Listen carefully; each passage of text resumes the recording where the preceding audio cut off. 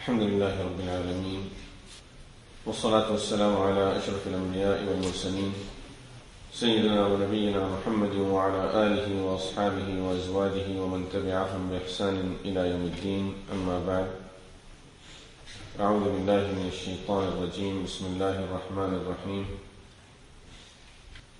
قل إنني هداني ربي إلى صراط مستقيم دينا قيما ملة إبراهيم حنيفا وما كان من المشركين. قل إن صلاتي ونسكي ومحياي ومماتي لله رب العالمين لا شريك له وبذلك أمرت وأنا أول المسلمين. صدق الله العظيم. Allah subhanahu wa ta'ala asked Rasulullah sallallahu alayhi wa sallam to say these words: Inna salati wa nusuki wa mahyaya wa mamati lillahi rabbil alameen. My salah, my sacrifice, my life and death are for Allah subhanahu wa ta'ala, who is the Lord of the universe. There are certain messages in Quran al-Kareem when Allah subhanahu wa ta'ala would tell us that Rasulullah sallallahu alayhi wa sallam said this, and he would narrate something that Rasulullah sallallahu alayhi wa sallam said. In some other occasions, Allah subhanahu wa ta'ala will tell us that this is what the fact is, which is most of the Quran, that Allah subhanahu wa ta'ala will tell us that this is what these things are. But there are some messages where Allah subhanahu wa ta'ala would order Rasulullah sallallahu alayhi wa sallam to say those words. And then he will mention those words in Quran. This is to emphasize on the importance of this message. That it's so important that he even asked Rasulullah sallallahu alayhi wa sallam to say, then he would narrate it in Quran al-Kareem so that the rest of the human beings would say it and understand it and will follow it. And this is one of those messages where Allah subhanahu wa ta'ala asked Rasulullah sallallahu alayhi wa sallam to say it first. قُلْ Inna salati wa nusuki. Say, O Muhammad, starting with Rasulullah sallallahu alayhi wa sallam and making him say this. Why? Because Allah subhanahu wa ta'ala knew Rasulullah sallallahu alayhi wa sallam is at that level that as he would say these words, these are realities of Rasulullah sallallahu alayhi wa sallam's life. He is not just making him say it. He made him go through the whole thing, and as this became his life, then he's making him say this also, so that the rest of the world would know that, O people, O Muslims, this is who your Prophet was. Inna salati wa nusuki. Say, my salah and my sacrifice, my life and my death, they all are for Allah subhanahu wa ta'ala. Here we can understand the importance of the message when Allah subhanahu wa ta'ala is making Rasulullah sallallahu alayhi wa sallam say it. And of course he would not make him say it if this was not the life of Rasulullah sallallahu alayhi wa sallam. But since this is how Rasulullah sallallahu alayhi wa sallam's life was, and Allah subhanahu wa ta'ala wanted the ummah to know that this is how he's spending his life. This is how Rasulullah sallallahu alayhi wa sallam's entire life is all about. And once Rasulullah sallallahu alayhi wa sallam was at that level that his entire life will be according to this, Allah subhanahu wa ta'ala made him say it so that we would know that this is how Rasulullah sallallahu alayhi wa sallam is spending his life. And then not only this, then we would also know that this is what Allah subhanahu wa ta'ala wanted from him, and this is what he wants from all of us. What does he want from us? And what did he want from Rasulullah sallallahu alayhi wa sallam? This is what he mentioned here. Salati wa nusuki wa mahyaya wa mamati. My salah, which means my ibadah, my sacrifice, my life and my death are for Allah subhanahu wa ta'ala. Rasulullah sallallahu alayhi wasallam did it first, and then he was made to say this. For us, we will be saying it first, and then we will be learning our lesson from it so that we would do the same thing too. Initially, when we would say it will be only a saying. It will be a commitment. It will be a reminder. It will be a promise to Allah subhanahu wa ta'ala. But then, gradually, this should become our life. This is the life that we should be living in this world. Before going into this dua or into this commitment, first thing, let us understand what does this commitment means. When a person is making this commitment, where this commitment is going to lead us to. Without going into too much detail, if we look at the history of religions, we would realize that most of the religions, they lost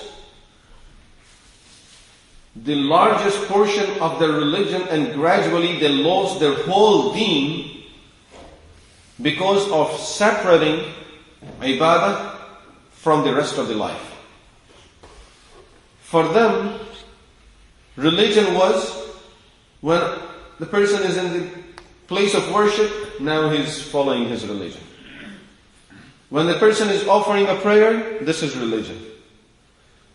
But when a person is doing his business, that has nothing to do with religion. When a person is getting married, that had nothing to do with religion. When the person is dealing with people, that had nothing to do with religion. Religion was limited to few things that they would consider to be the worship in the religion, and rest of the life was totally free from religion, had nothing to do with religion. This was the main reason that the majority of religions, when you study the religion, we will realize that most of the religions, they lost their religion, and their religion went away and was forgotten and was neglected. It was because of this. When they started separating their lives, their life was divided in two different parts. One is religion, and the other is a life that has nothing to do with anything with the religion.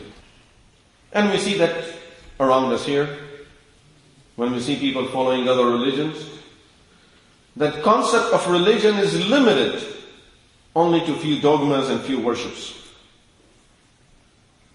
Rest of the thing has nothing to do with religion. How people would dress, what does that have to do with religion? What do people eat, has nothing to do with religion. You like the food, eat it. You don't like it, throw it. Sharia will hold our hand in both ways. You like it, make sure it's halal. You don't like it, still you can throw it.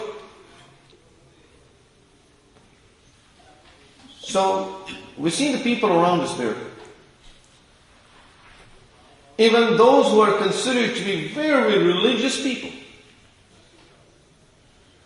They are religious leaders.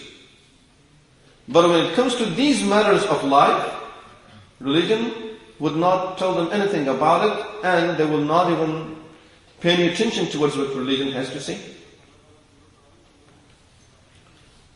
Up to this day, there are so many orders in their books that we see that they are openly going against it. And when you show the people, those who are claiming the religion, you show them, look, this is what your religion says. They'll say, oh, that's fine, as long as I believe in this, I do this.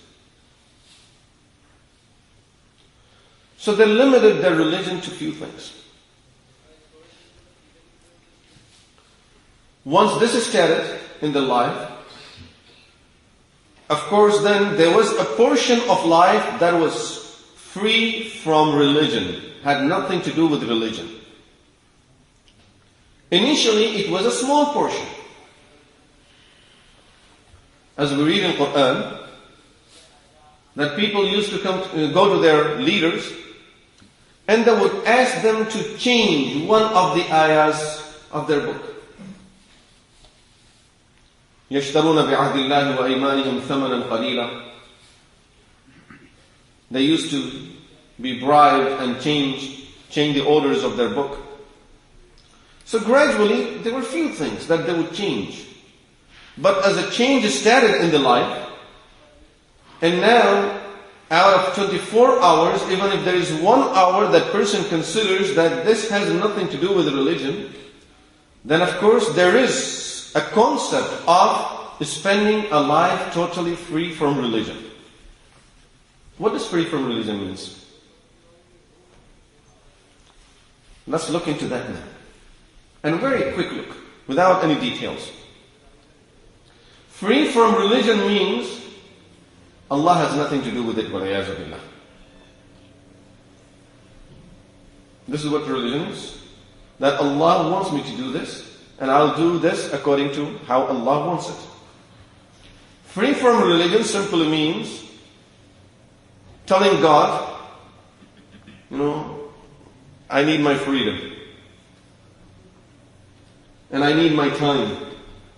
And I'll do this thing according to how I want.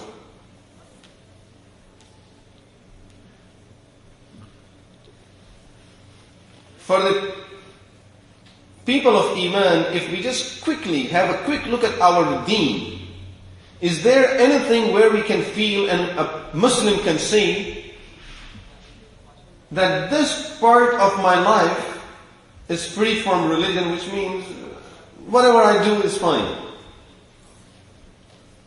Just think of one situation in your life.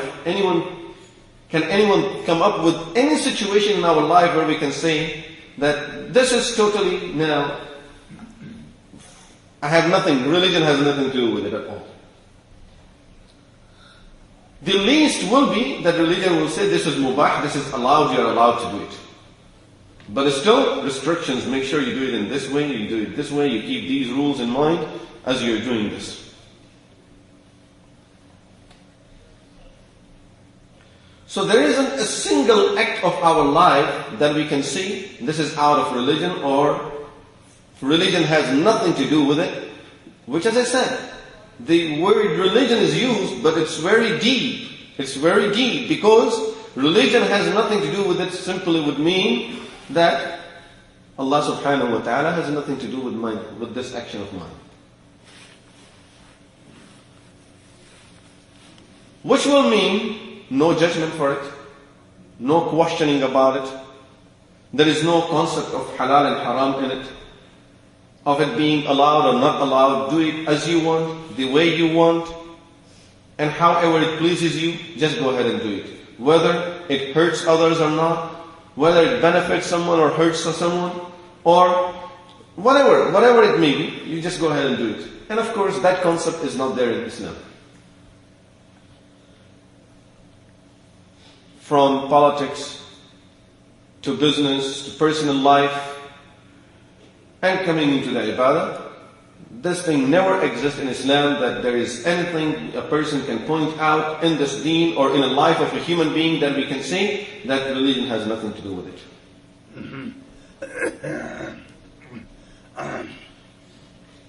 The concept of hisab, being judged by Allah subhanahu wa ta'ala by itself, tells us that the whole life of a mu'min is part of his deen. And deen deals with each and everything that we do in our life. This is why there is judgment about everything that we do in our life. Anything wrong was done in a person's life, regardless of what that thing was about. A person was in politics and he made a mistake. He did something wrong. A person was eating and he ate something haram. Or a person ate someone else's food. Or a person is walking on the street and he's doing something where he's hurting people's feelings. Whatever that may be. every act of a human being is something that we will be judged for. So the concept of hisab by itself shows us that the whole life of a mu'min, of a human being in fact, has to be according to the instruction given by Allah subhanahu wa ta'ala and explained by Rasulullah sallallahu alayhi wa sallam. This is what religion means. So there is no concept of having any portion of our life that is totally free from religion and religion has nothing to do with it. As I said, the previous religions, they started going off the track and they started losing the importance of their religion because they started dividing their lives into two. Initially, a small portion was a life that is free from religion, and larger portion, of course, still is, according to their understanding, within the boundaries of the religion. But gradually, as this thing would come in, then there will be no limit how far you can go with it. And gradually, religion started going out, and this portion started increasing and getting bigger and bigger and bigger. This portion now is initially 1 hour out of religion, 23 hours part of religion, and then these hours started increasing on this side, and finally it came to 24 hours, there is no religion. Out of 7 days a week, let's see if we can get few hours that will be part of our religion. We can go to a place of worship and offer some worship, that will be part of our religion. The rest of it is totally free from religion, has nothing to do with the religion.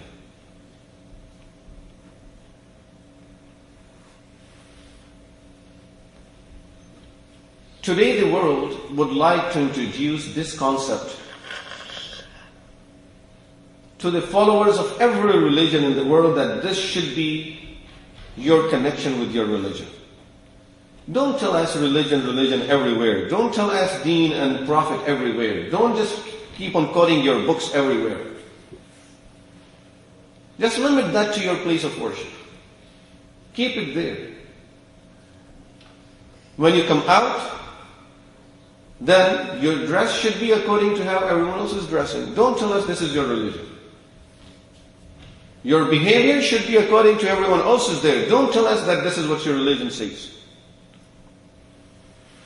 Your lifestyle, your food, everything, your children, how you treat your children, how you treat your parents, how you treat your teachers, how you treat your students, everything has to be according to the traditions that are out there. Don't tell us that your religion is telling you things about this. But of course, Inna salati wa nusuki wa mahyaya wa mamati lillahi rabbil alameen is teaching us totally the opposite lesson here. And that is, we cannot imagine having anything done in our life out of religion, and that's something that religion has nothing to do with. In fact, the amazing part of it is, not only that our actions, in fact, even our emotions, our minds, our emotions, our feelings, they also have to be according to the religion. Even the person's emotions and desires need to be controlled by the deen of Allah subhanahu wa ta'ala. لا يؤمن أحدكم حتى أكون أحب إليه من والده وولده والناس أجمعين. What is this? Telling us that your emotions, your love, has to be according to the deen, and no one can be a true believer until he loves Rasulullah sallallahu alayhi wa sallam more than everyone else. In another hadith, Rasulullah sallallahu alayhi wa sallam said, لا يؤمن أحدكم حتى يكون هواه تبعا لما جئت به. No one can be a true believer until his desires are in accordance with my deen, with my instructions. حتى يكون هواه تبعا لما جئت به. His hawa, his desires, are according to my teachings and my instructions. Which means, when the desires are growing from within the person, he makes these desires follow the deen of Allah subhanahu wa ta'ala. We need to remember this for sure. This never means Sharia and deen stops us from following any desire, and there is nothing that a person can do, and no more smiling, no more following any desires, no more eating tasty food. Allah subhanahu wa ta'ala made all of these things halal for us. It's only distinguishing between halal and haram and making sure that whatever we do it in a halal way. There is always a way of performing things in a halal way. And this is the rahmah of Allah subhanahu wa ta'ala. But the thing that we have to be careful about is not to do any of these things in a haram way.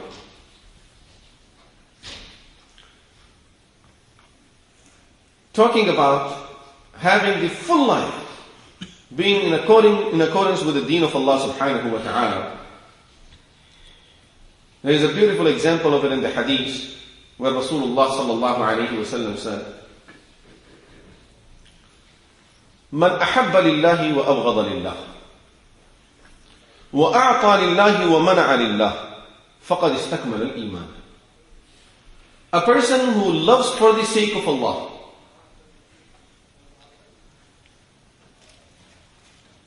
normally, other religions will stop here.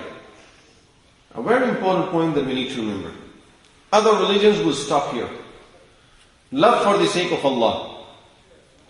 But the second point in this hadith is, you dislike someone, وَأَبْغَضَ لِلَّهِ, hate for the sake of Allah. There are religions that may claim that our religion is only love. There is no hate. There is no disliking. Religion does not teach that. That cannot be a complete religion. That will not teach this portion of our life. That you only love everyone. Someone curses at you, you love the person. Someone curses at your father, you love him even more. He throws you down to the ground, you love him even more. He burns your house down and you love him. No one does that. We know it's a fact of our life that there are things in this world that you would dislike. And we have to dislike as human beings. Once a person came to Mufti Mahmud rahmatullahi alayhi. And he said, Hazrat, I would like to tell you something, but please have sabr. And don't get upset. And normally, we would say, okay, that's fine, go ahead. Tisam rahmatullahi alayhi said to him, why do you have to tell me then? Go in front of the wall and talk to the wall. Because wall will not get upset, will not get happy. Curse at the wall as much as you want, it doesn't have no feeling. But for me, if you tell me something that is upsetting, then I will be upset. If you tell me something that is supposed to get me angry, then I will get angry. You expect to tell me anything in the world and I won't get angry, that's not going to happen. So when you say something, be careful. So, أحب لله وأبغض لله. Love for the sake of Allah. And hatred, disliking for the sake of Allah. Regardless of what we would claim, every person likes things and dislikes things. Now Rasulullah sallallahu alayhi wa sallam is teaching us that whenever you would like something, you would like it for the sake of Allah. When you love something, you would love it for the sake of Allah. And when you dislike something, it will also be for the sake of Allah subhanahu wa ta'ala, not because of your emotions. Not because of your personality. I remember once, in one of the meetings, a person said something against the Sharia. And I was very upset about it. And I started getting back to him. And he says to me, you are taking it personal. I said, no. If I would take it personally, I wouldn't say nothing. But I'm taking it on my deen now. I'm not taking it personal. You're attacking my deen. And this is how I'm taking it, and this is why I have to stand for it. So there are things in our life that we will dislike, we will disapprove, we will not accept. Rasulullah sallallahu alayhi wa sallam is teaching us that make sure that you have control over your desires and over your emotions, and you make all of these things follow the Sharia of Islam. As it says about Rasulullah sallallahu alayhi wa sallam himself, كَانَ لَا يَغْضَبُ لِنَفْسِهِ. He would not get angry because of his own personal things. But when anyone would do anything against the deen of Allah subhanahu wa ta'ala, then no one used to be more angry than Rasulullah sallallahu alayhi wa sallam. No one used to be more angry than Rasulullah sallallahu alayhi wa sallam. Hubb fillah and bughd fillah. Liking it for the sake of Allah, disliking for the sake of Allah.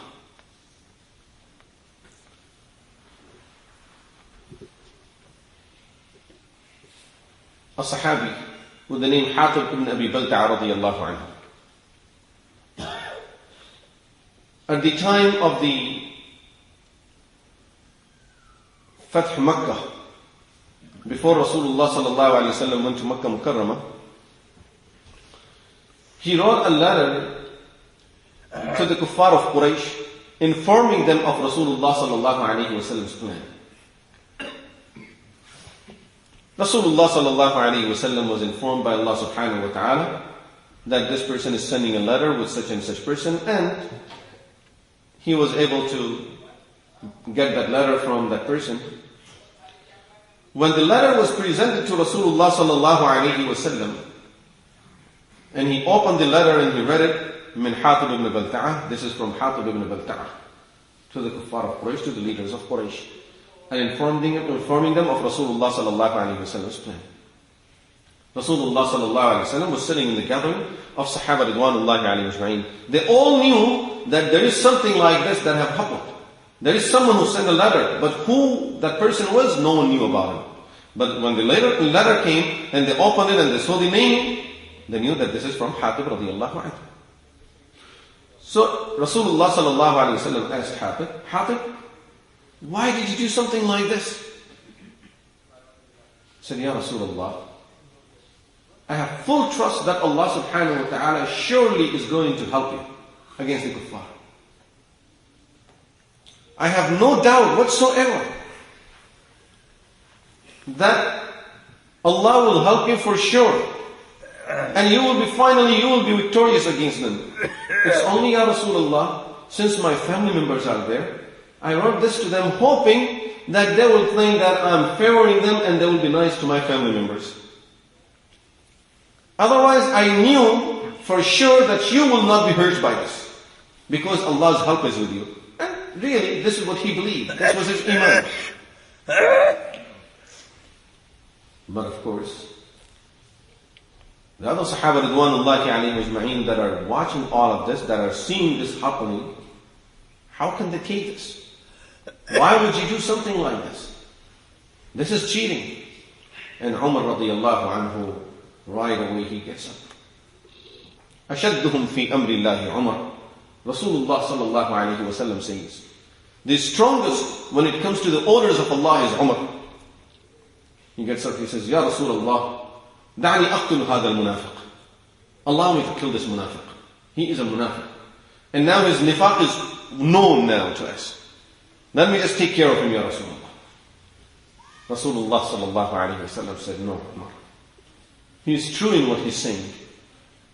And he also joined us in the battle of Badr. وَمَا يُدْرِي لَعَلَّ اللَّهَ اطَّلَعَ عَلَى أَهْلِ بَدْرٍ فَقَالَ يَفْعَلُوا مَا شِئْتُمْ فَقَدْ غَفَرْتُ لَكُمْ. Do you know, Umar, that Allah subhanahu wa ta'ala says to the people of Badr that do whatever you want, you are forgiven. As soon as Umar radiyallahu anhu heard this, imagine how upset and angry Umar must be with this person. That in front of this man is not behind his back. How about I do this to him? No, in front of him, on his face, he's asking Rasulullah, Ya Rasulullah, let me kill him. Now imagine what will be this person's feeling about Umar radiallahu anhu, after he heard Umar saying this about him. But as soon as Umar radiallahu anhu heard this statement from Rasulullah sallallahu alayhi wa sallam, he gets up and he hugs Hatib. He says, MashaAllah, you're my brother. SubhanAllah. This is really love for Allah and disliking someone for the sake of Allah. He disliked him when he thought that he's a munafiq. As soon as he knew there is no nifaq, it's only iman, this is my brother. How could the situation change in seconds? We will keep it for years, and in fact for some time, for the rest of the life. A person would keep in his mind that, you said this about me. But here right away, next moment, they're brothers. Umar radiallahu anhu is going to the masjid. It was raining.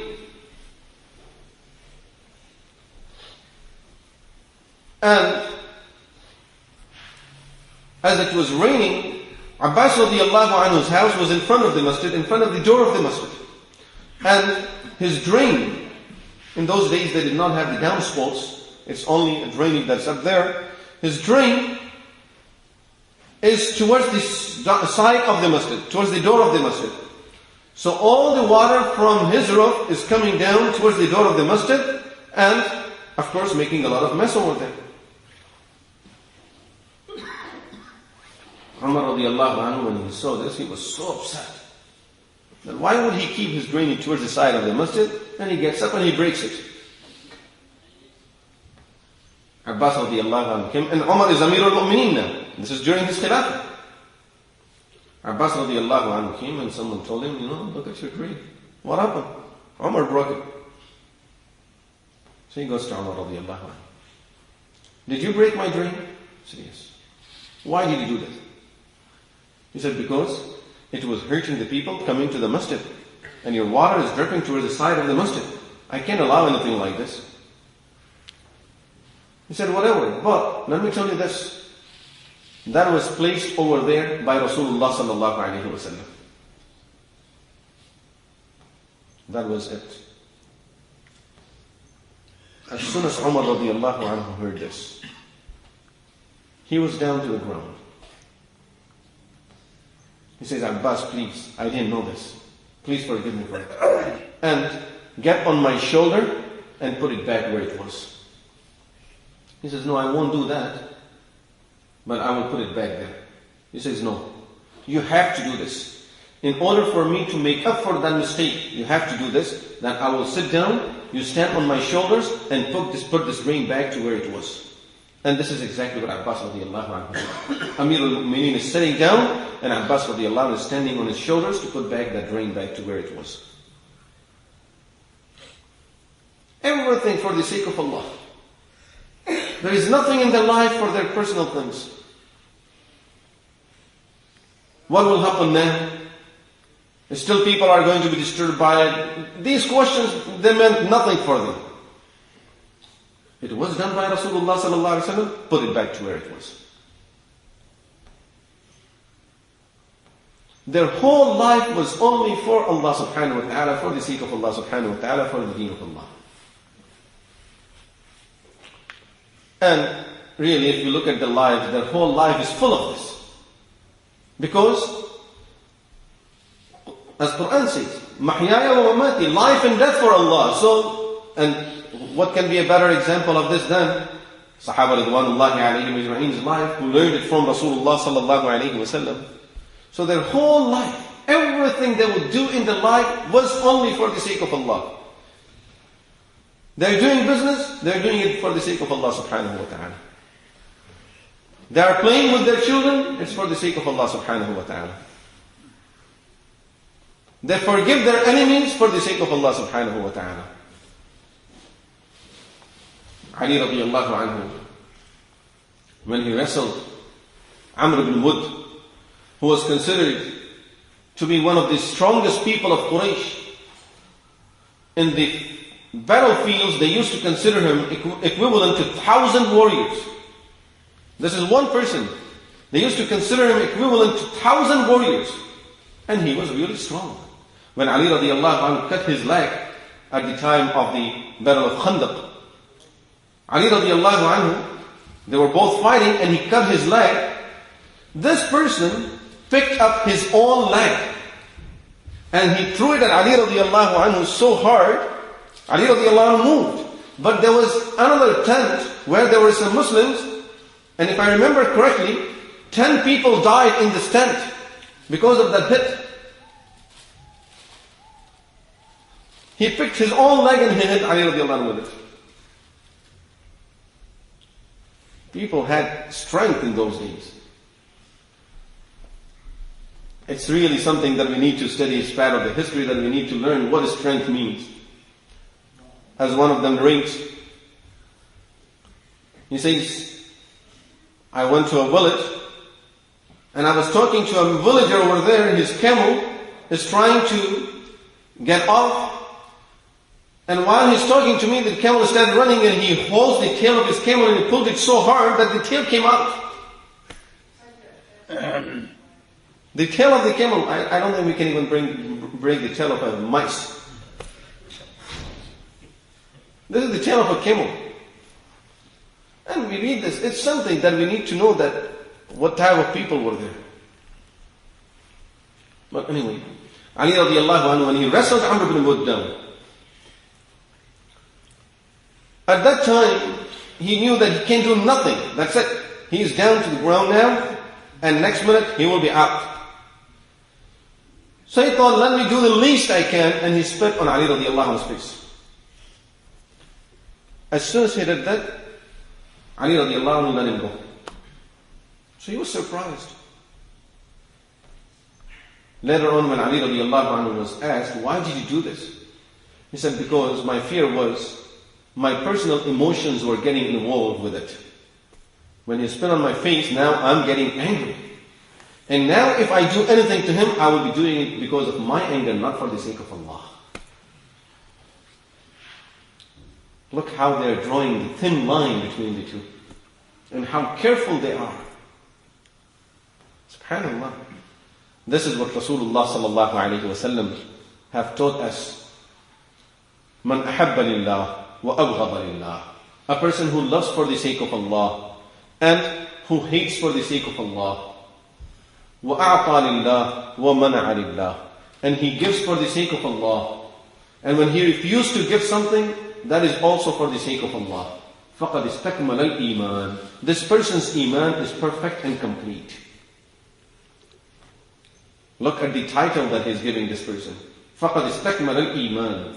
This person has a complete iman. His iman is perfect. This is exactly what Allah subhanahu wa ta'ala is asking Rasulullah sallallahu alayhi wa sallam to say, and He's teaching us through that. قُلْ إِنَّ صَلَاتِي وَنُسُكِي وَمَحْيَايَ وَمَمَاتِي لِلَّهِ رَبِّ الْعَالَمِينَ. Say, my salah, my sacrifice, my life and my death, everything is only for the sake of Allah subhanahu wa ta'ala. Anything I do in my life, to the extent that until I die, and my death, everything is only for the sake of Allah subhanahu wa ta'ala. La sharika la. وَبِذَلِكَ أُمِرْتُ. He has no partners. And there is no partners in my life for Allah subhanahu wa ta'ala. All of these things will be only for the sake of Allah subhanahu wa ta'ala. وَبِذَلِكَ أُمِرْتُ. And I have been ordered to follow these instructions and to keep my life in this way. وَأَنَا أَوَّلُ الْمُسْلِمِينَ. And Rasulullah sallallahu alayhi wa sallam says, I am the first person, he is asked to say, I am the first person who submit himself to this order and I'm fulfilling it. وَأَنَا أَوَّلُ الْمُسْلِمِينَ. May Allah subhanahu wa ta'ala give all of us the same hidayah and tawfiq, that our life becomes for the sake of Allah subhanahu wa ta'ala, and everything in our life becomes only and only for the sake of Allah and for the pleasure of Allah subhanahu wa ta'ala. أقول قولي هذا واستغفر الله لي ولكم ولسائر المسلمين والمسلمات وآخر دعوانا الحمد لله.